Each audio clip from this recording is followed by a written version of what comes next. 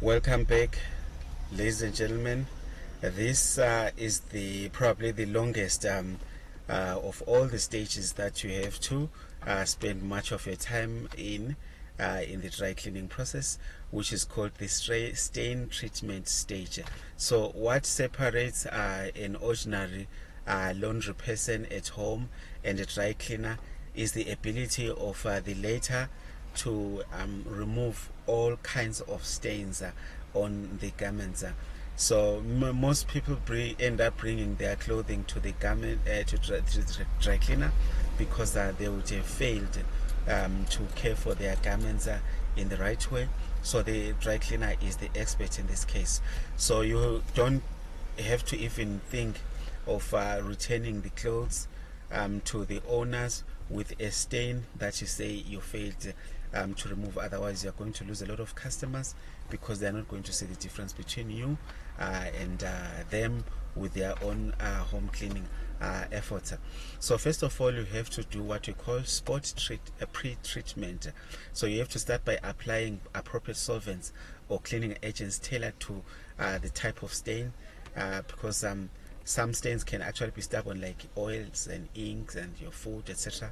So dry cleaners use solvents such as PEC, as we have mentioned it before, hydrocarbon or other silicone-based solutions to remove such stains like oil, ink, and food. So these solvents are very effective at breaking down and removing these types of stains from clothing without damaging the fabric.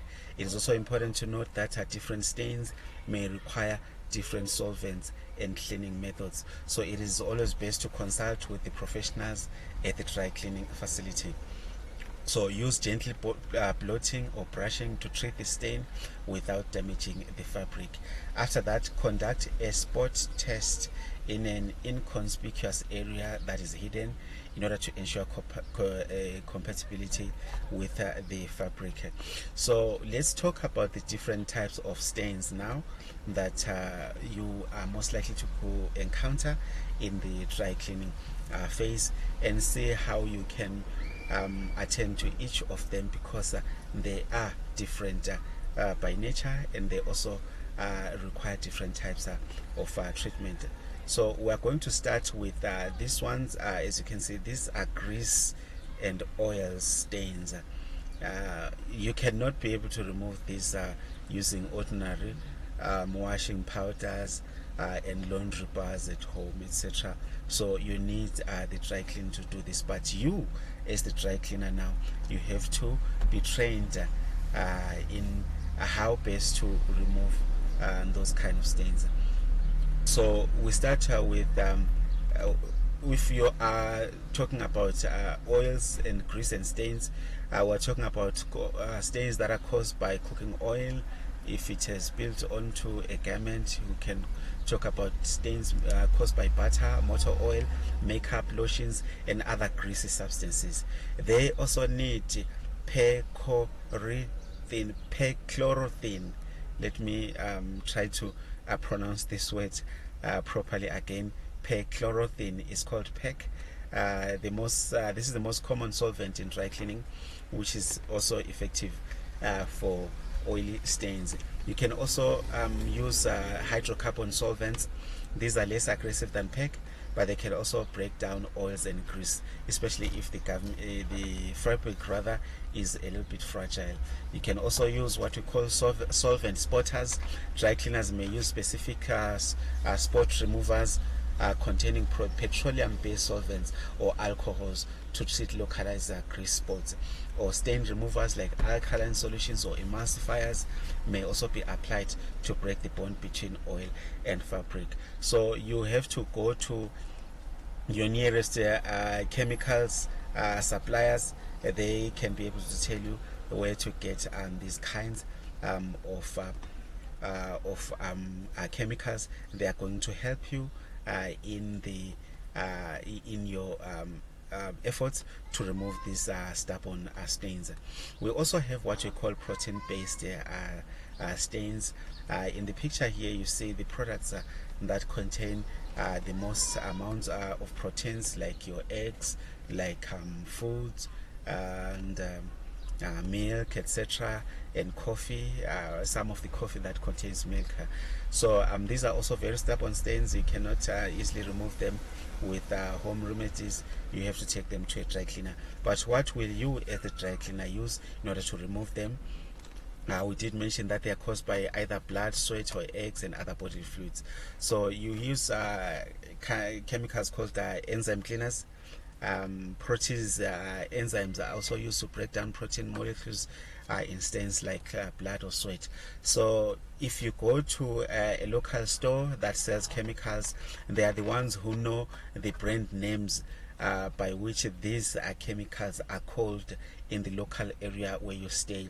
So they are not manufactured by the same company all over the world. So the company that manufactures them wherever you live might actually be referring to them with a different brand name. So if you go there and say you want an enzyme cleaner, they are likely to show you the ones that they have and then help you choose the best for the stain that you will be dealing with.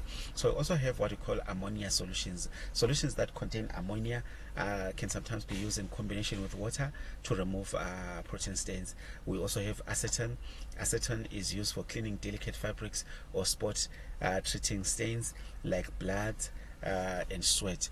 We also have peroxide, especially hydrogen peroxide is sometimes used for treating blood stains, especially if they are still fresh.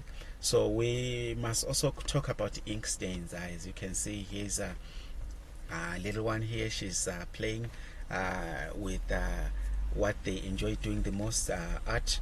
I also have a daughter of this age. She enjoys all this art using ink and etc., and you do not have to restrict them, otherwise you'll be limiting their creativity. So you just have to allow them to paint as much as they can and be able to remove the stain afterward. But how do you remove ink stains that are caused by pen ink, marker ink, or printer ink? We use acetone. It's a common solvent for ink stains, especially on cotton and polyester fabrics. We can also use alcohol, ethanol or isopropyl alcohol. It can also treat ink stains and remove them from various fabrics, or oxidizing agents. Hydrogen peroxide that we have also spoken about may also be used to treat stubborn ink stains. Others can be removed using solvent spotters. Specific ink removers or petroleum-based solvents are applied to lift ink stains from delicate fabrics. From there, we want to talk about wine and beverage stains.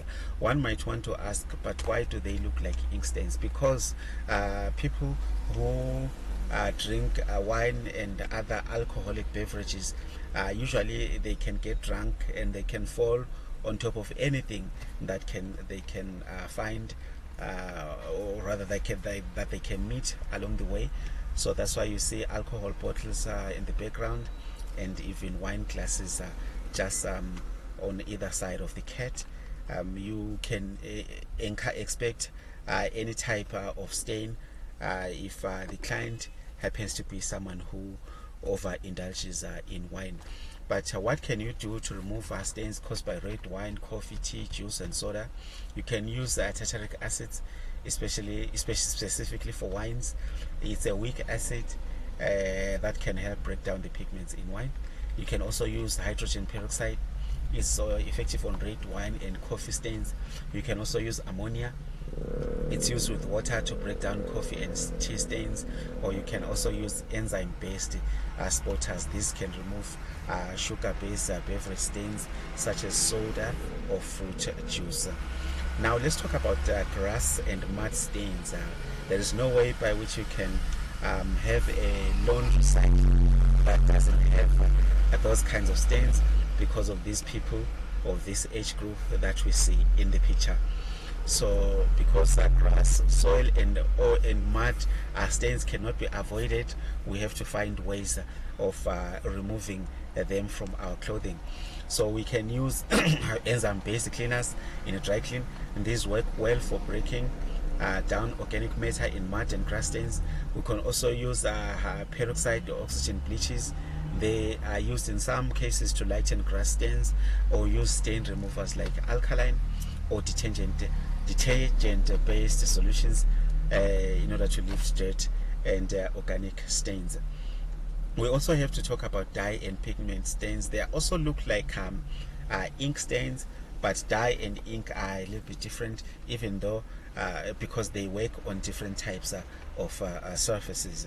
So the types of dye can include fabric dye, can include lipstick and cosmetics, etc.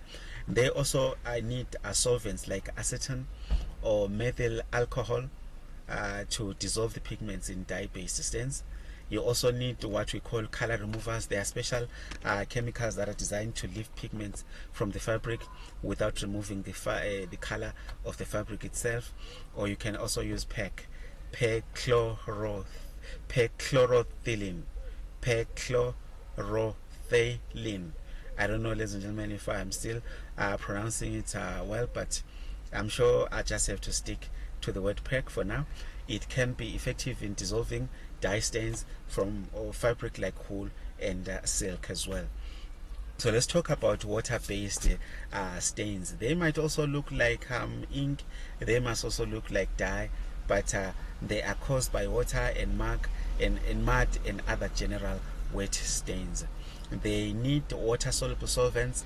These can be used to remove stains that were caused by water, particularly when mixed with oils or other substances, because water on its own alone is not a stubborn stain, but it has to be combined with another stubborn stain solvent rather in order to be problematic when it comes into contact with a type of garment. So you can also use solvent based spotters. Dry cleaners might use solvents that emulsify water based stains with other oils or substances. Talk about food stains. No matter how hard we try, we always do end up with food on either parts of our clothing. No matter how old or how young we might be, this is a common accident that keeps on happening, whether in households or in restaurants, or even when we're eating out in the park or doing picnics, etc. Once at some point we end up with food stains on our clothing. So it might be caused by, for example, ketchup spilling onto our clothes, chocolate, mustards, ice creams, etc. So to remove them, you also need enzyme cleaners. These work well for food stains, especially those with proteins, sugars and starches. You can also use ammonia for some food stains, particularly on durable fabrics like cotton and polyester. You can also use peroxide. It's used for treating food stains, especially when mixed with the other cleaning agents. So let's talk about rust and metal stains, especially those who work with the engines and heavy machinery and metals. They are most likely to encounter materials like rust or copper and other metal stains. These ones need oxalic acid, which is commonly used for removing rust stains from fabrics. They can also need tannic acid, ladies and gentlemen, which is sometimes used to treat stains caused by rust or metal, especially on delicate fabrics. And they can also need citric acid, which can be used as a natural rust remover in combination with other spot removers. By citric acid, we can talk about the acid that you get from your lemons, from your oranges, and other, especially lemons. They are very good in removing such stains. So the last one that we want to talk about are the oil-based stains. We're now talking about each and every type of oil now, not necessarily motor oil or grease. These are oil caused by oil-based paints or varnishes or other types of industrial coatings. And they need turpentine or mineral spirits. Those are often used to break down oil-based paints and coatings on any surface, and they can also be used on garments as well. You can also use acetone. It is sometimes used for stubborn oil-based paint stains, and you can also use PEC. In some cases, dry cleaners use PEC, which is effective in dissolving oil-based substances. So a word of advice, ladies and gentlemen, is for you as the dry cleaner to stock all these chemicals, have them available with you, So, and write down a list, make a table of the types of chemicals that you have, and list the stains that they are best used to treat, so that it is not going to take you too much time to find the right type of solvent for for a specific type of stain. So once you have a list, then it's going to be easy for you from now going forward.